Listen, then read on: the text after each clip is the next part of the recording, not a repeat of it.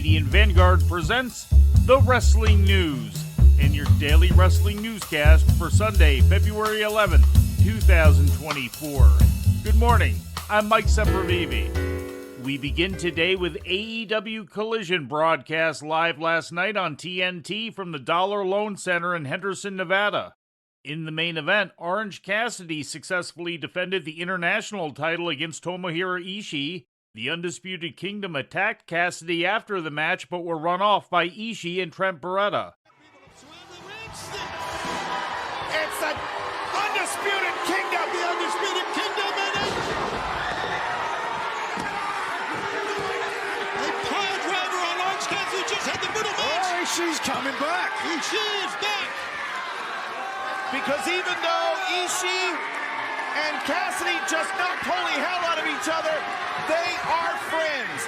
And there's Beretta coming down with a chair. Trent Beretta just arrived, and we are out of time. In the opening match, Claudio Castagnoli and Jon Moxley of the Blackpool Combat Club defeated CMLL's Esfinge and Star Jr. FTR confronted the BCC after the match, leading to a pull-apart brawl. During an in-ring promo, Adam Copeland and Daniel Garcia agreed to wrestle each other on Wednesday's Dynamite, with the winner getting a shot at Christian's TNT Championship. But Daniel, if you're saying you want a shot at the TNT Championship, I want a shot at the TNT Championship, then something's got to give. So I tell you what, got a proposal. Wednesday, Dynamite, Austin, Texas. You and I fight each other, and the last man standing fights Christian. What do you say? I accept. That's how business should be done.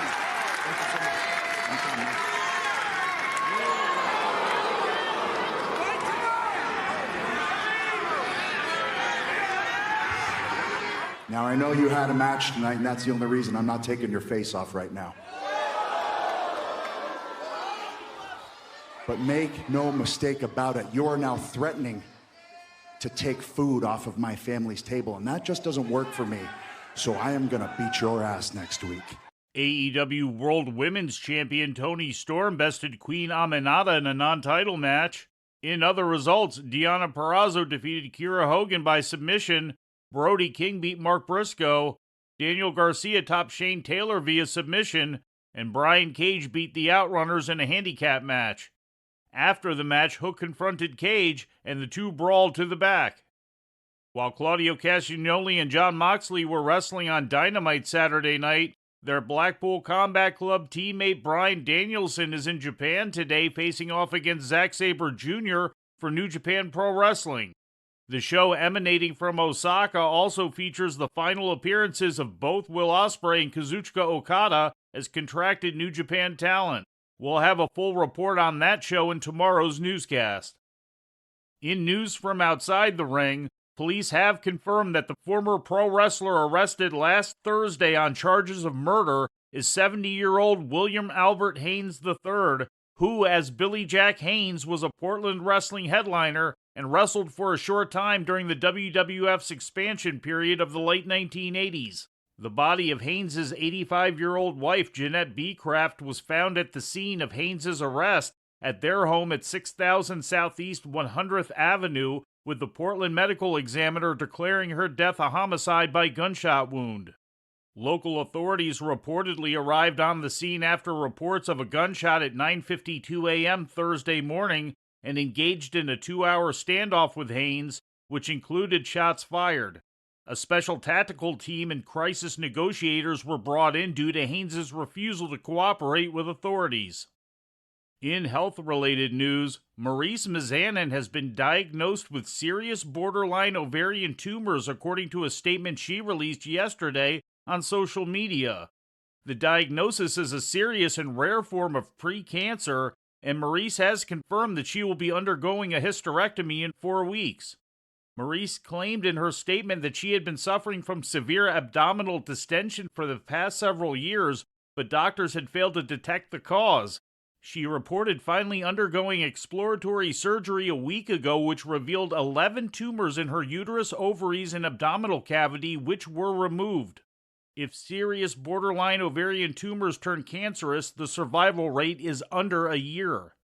Switching to the independent scene, Jersey Championship Wrestling ran the second and final night of their annual 2-day Jersey J-Cup tournament on Saturday from White Eagle Hall in Jersey City, New Jersey.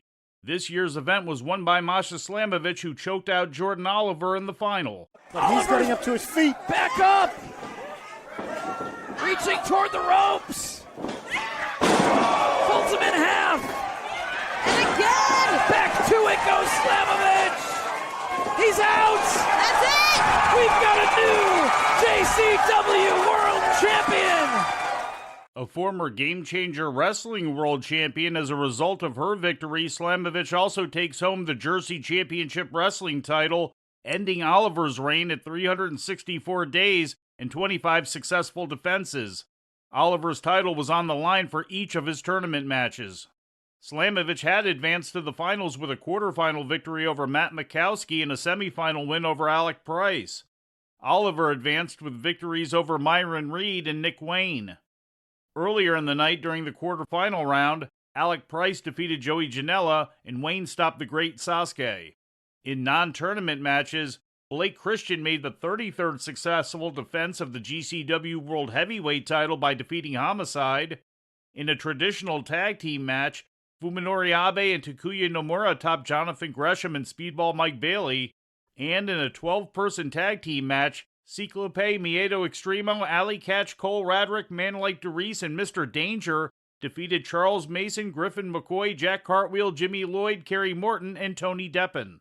And we close with the passing yesterday of Chris Markov, accomplished territorial-era wrestler of the 1960s, 70s, and 80s. The Yugoslavian-born wrestler began his professional career in the Worldwide Wrestling Federation in 1963 at the age of 23, wrestling under his real name of Chris Gelavaru. He competed extensively in the AWA and Indianapolis-based WWA in the mid-1960s. In 1967, he replaced the injured Larry Hennig as the AWA World Tag Team Championship partner of Harley Race, and also captured the WWA World Tag Team Championship with Angelo Poffo as the Devils Duo. He also formed a successful tandem with Bronco Lubitsch, winning the Florida Tag Team Championship twice and the America's Tag Team Championship in California once between 1969 and 1972. Markov also appeared in Japan, and it was during a 1972 tour that he engaged in a real-life brawl with Apache Bull Ramos at a restaurant, during which Ramos bit off a piece of his ear, and he bit off a tip of Ramos's finger. Markov also competed in places as far-flung as New Zealand, Hawaii, and Jim Crockett Promotions, where he held the Mid-Atlantic Tag Team Championship in 1981 with Nikolai Volkov as the Imperial Russians, with Lord Alfred Hayes as their manager. Markov returned to the AWA in the mid-1980s and finished out the remainder of his wrestling career in the Winnipeg-based independent promotion West 4 Wrestling Alliance through the end of the 80s. Chris Markov was 84 years old. And before we leave you today, we'd like to remind you that however you consume your content, you can find the wrestling news 24 hours a day and 7 days a week across social media. On Twitter, follow us at Wrestling News AV. Our Facebook page is also Wrestling News AV. The Wrestling News can also be found on the Arcadian Vanguard YouTube page. And for those who utilize Amazon Echo devices, just tell Alexa to play the Wrestling News podcast. And remember to make sure you add podcast at the end. Once again, for daily updates, breaking news, and more, follow the Wrestling News across social media. And that's the news for today. If anything happens, we will be here to tell you about it. No clickbait, no paywall, just the Wrestling News. The Wrestling News is a division of Arcadian Vanguard, and the Wrestling Newscast is a production of the Arcadian Vanguard Podcast Network.